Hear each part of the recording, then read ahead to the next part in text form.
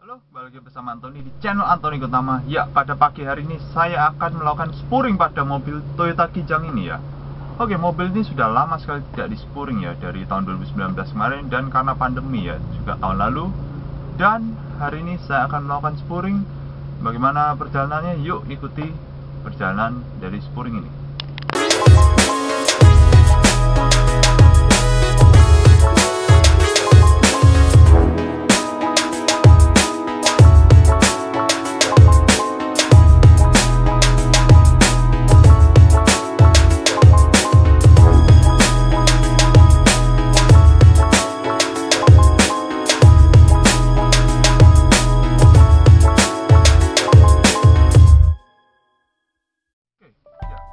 Sebelumnya beberapa hari lalu saya juga sudah merencanakan untuk spuring mobil ini. Namun ketika sampai di tempat spuring, ya ada beberapa catatan yang membuat mobil ini tidak jadi di spuring ya.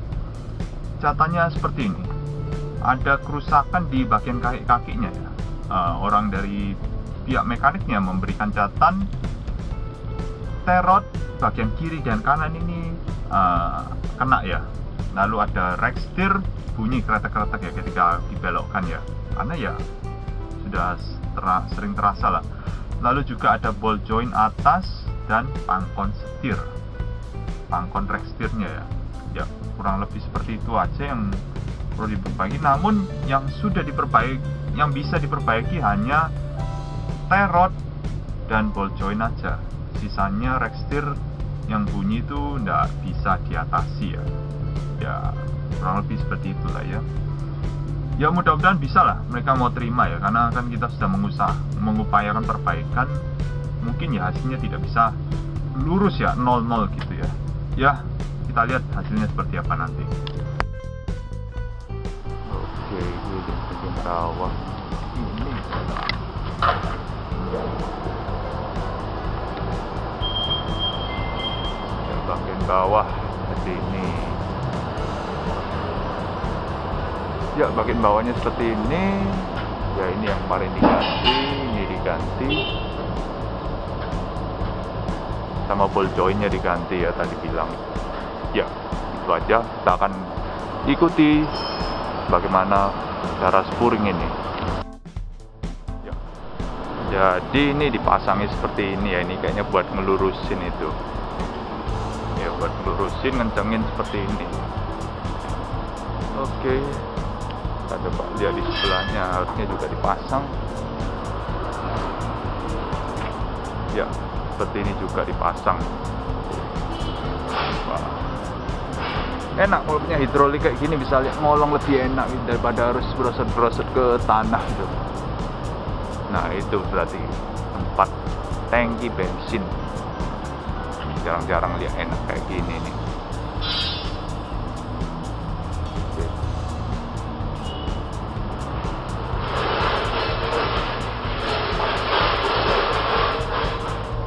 Oke, ini tangki bensinnya baru kelihatan di sini. Biasanya nggak tahu di mana. Nah, itulah. Oke, kita lihat. Oke, ini apa ya, Pak? Ya ini Renhot, mau lihat data storage. Oke. Ini belum selesai ini, Pak. Merah itu kenapa itu? Oh, buat pendata ya. Ini pakai sensor ini ya, Pak? Iya. Oh iya.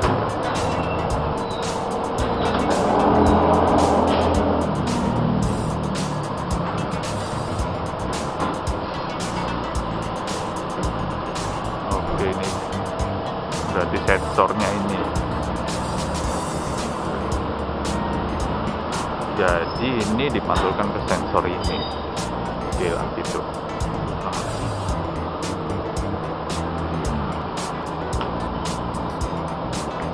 Merah ini apa? Belum kebaca apa gimana? Ya, belum kebaca. Oke, merah belum kebaca berarti ya.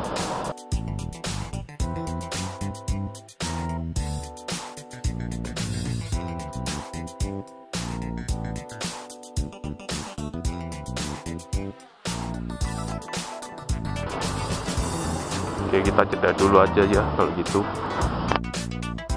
Ya, sepertinya ini sudah selesai kebaca ini alatnya ya.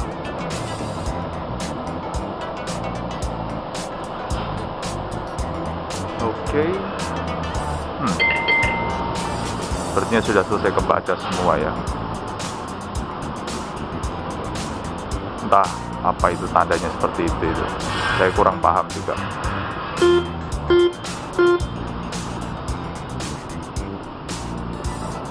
Oke.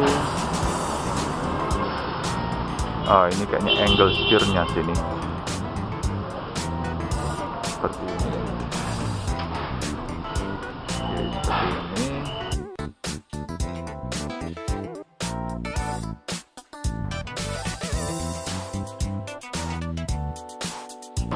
Angle setirnya.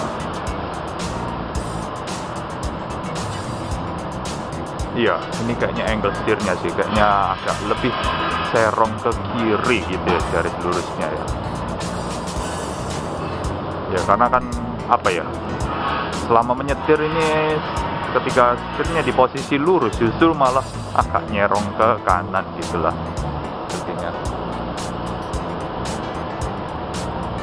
Oke, seperti itu kurang lebih ya.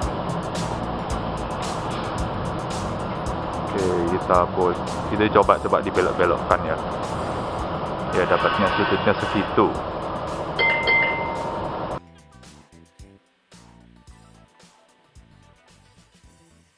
Segitu. Oke, kita coba tanyakan ke bapaknya. Ini sudut apa ini tadi, Pak? Oh. Oke, ini semuanya kayak gini berarti. 0,17 ini.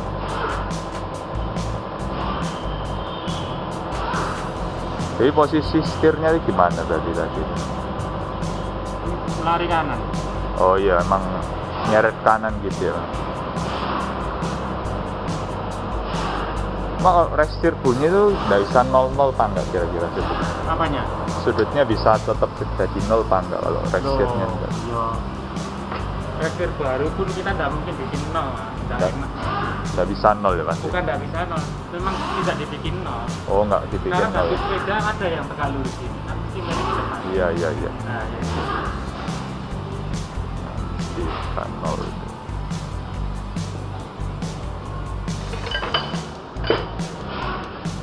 Oh, berarti kalau 00 itu bukan masih bisa lurus gitu kan? Ya, nggak bisa. Oh, nggak bisa ya emang. Iya.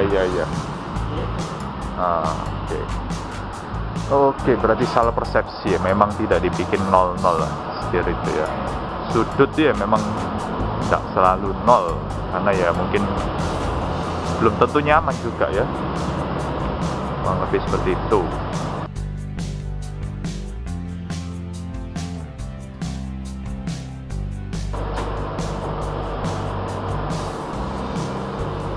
Bautnya diseratin gitu ya.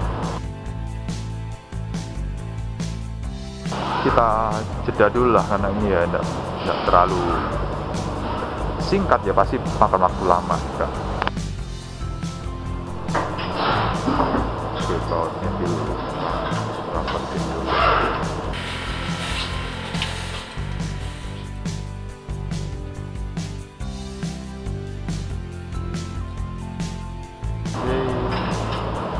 Kita lihat sama perubahan sudutnya apakah ada kejadian. Oke, berubah ya, walaupun belum seberapa.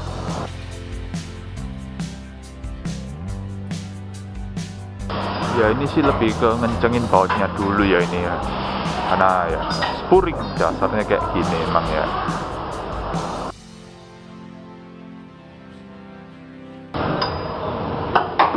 Saya juga pengen tahu.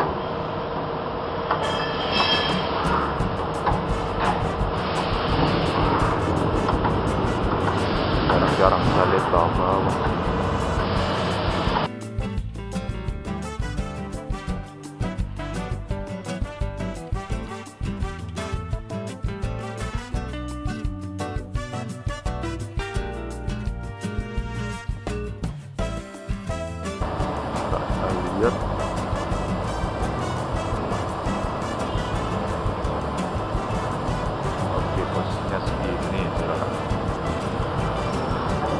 Oke.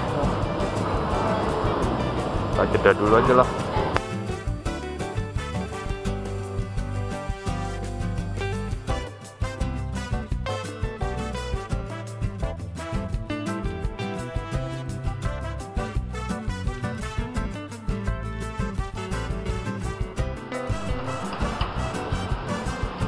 Oh, ini diapain, dikendorin apa di? Ya, dari dikerasi. Dikerasi. Oh iya iya. Jadi gak melulu dikencengin semua gitu kan? Oh.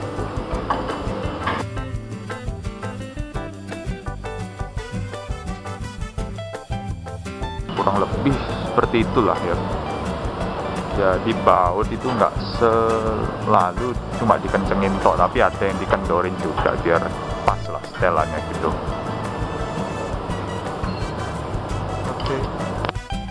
Yuk, sebentar lagi ini mau dicoba jalan untuk yang pertama kali ya, setelah dikencengin bautnya ya. Ya, ini pasti belum sempurna ya, mungkin mungkin baru setelan awal lah. Mungkin bisa 2-3 kali dicoba itu baru kelar lah. Secara pengalaman saya lihat seperti itulah ya.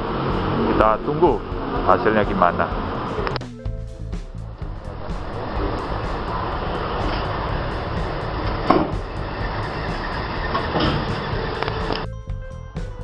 Coba sampai keluar ya, keluar jalan ya. Nanti kita tunggu dia kembali bapaknya. Kira-kira apa yang kurang. Dan tadi saya lihat sedikit sih setirnya dibuka ya, mungkin untuk dikencengin juga ya setirnya ya, posisi setirnya itu ya. Baru tahu bahkan saya, selama spuring ini kan saya jarang lihat ya sampai ke sini, dan saya baru tahu banyak mengenai itu semua ya. Kita tunggu aja setelah ini.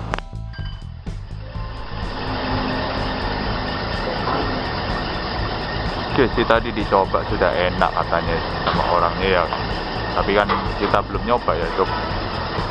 Ya nanti kalau sudah selesai kita akan coba sendiri. Oke, kita akan coba ya, ketika setirnya digerak-gerakkan itu ya, memang racingnya agak bunyi seperti itu ya, karena ya ini power steering, bukan power steering bawaan ya, wajar bunyi seperti itu. Oke, kita akan coba lagi.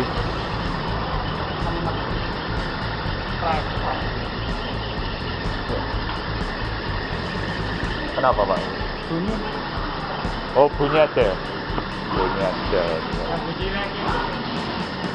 Oh, remnya. Oke, ya, bawah.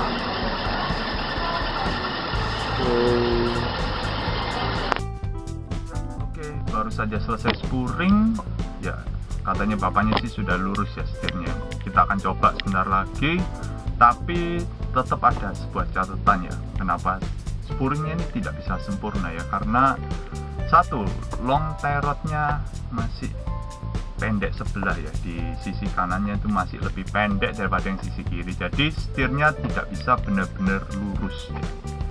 Katanya sih agak pendek 1 cm ya long tie rodnya, jadi ya gimana ya, memang agak susah memposisikan tie rod ini agar lebih pas gitu ya. Ya kurang lebih seperti itu aja ya yang catatan dari mekaniknya. Dan juga itu di rating setirnya tuh kalau dibelokkan ke kanan tidak bisa otomatis belok ketika setirnya sudah dalam keadaan lurus ya. Ya itu catatan kedua dari mekaniknya.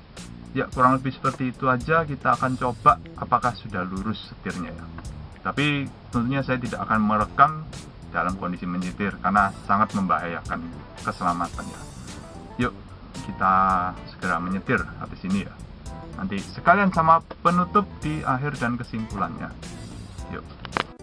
Oke, jadi setelah saya coba tadi ya setirnya memang nggak bisa lurus-lurus banget ya, karena ya sesuai yang saya kasih keterangan tadi dari mekaniknya seperti itu ya, memang agak miring ya masnya, jadi nggak bisa benar-benar lurus ketika setirnya itu dalam keadaan lurus seperti ini ya.